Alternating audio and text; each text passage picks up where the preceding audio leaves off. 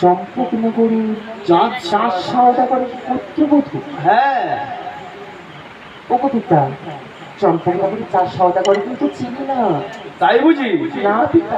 কিন্তু তোমার সর্প যে তাকে দংশন করেছে তার উপযুক্ত প্রমাণ আছে। ও পিতা, হ্যাঁ আমার যেমন সর্প রয়েছে, হ্যাঁ, ঠিক অনেক দেবদেবীর তো সর্প রয়েছে। আচ্ছা, আচ্ছা। তার স্বামীকে কার সর্পে দংশন করেছি, তার জন্য দোষ যাবে আমার পিতা। তাই বুঝি? তাহলে তুমি তোমার সব সর্পগণকে ডেকে পাঠাও। ও পিতা, হ্যাঁ, আমি সর্পগণকে ডেকে পাঠাবো, কিন্তু আপনাকেও যে আপনার সর্পগণকে ডেকে পাঠাতে হবে। ঠিক আছে, অগ্রে তোমার সর্পকে ডেকে পাঠাও, তারপরে আমি আমার সব সর্পকে ডেকে পাঠাচ্ছি। সত্যি বলছি? হ্যাঁ, বেশ, কোথায় রে সর্পগণ? কালীবাদী সবাই এসে ছুটে আয়।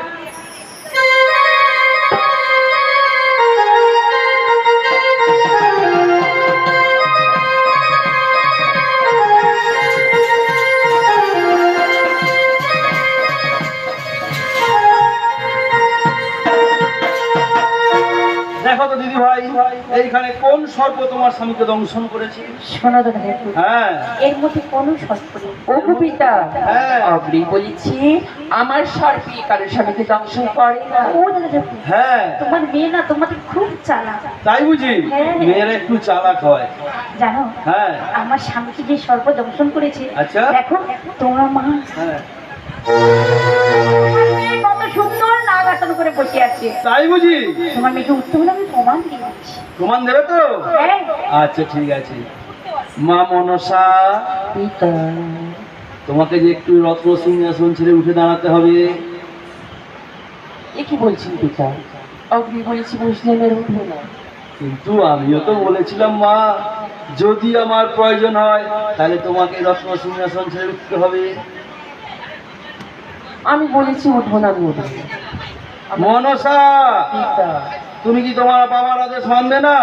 ওকে পিতা, সবাই বলে আপনি ভাঙর বলা। হ্যাঁ, কেমন করে এই কথা মনে রেখেছেন?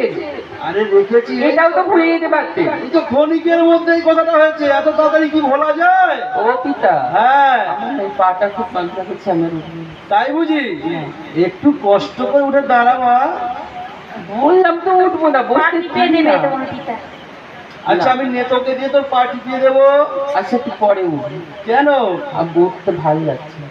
কিন্তু এই তো বললি তোর সর্প কামড়ায়নি, কিন্তু যখন প্রমাণ হ্যাঁ, দিতে ওই বললো, ডাকলাম তো কেউ কামড়ায়নি, কিন্তু সবাই তুমি যে যেটা নাগাসন করে বসে আছো, দেউলা বলছে ওটাই নাকি তোমার তুমি কি স্বামী- উঠবে না মা?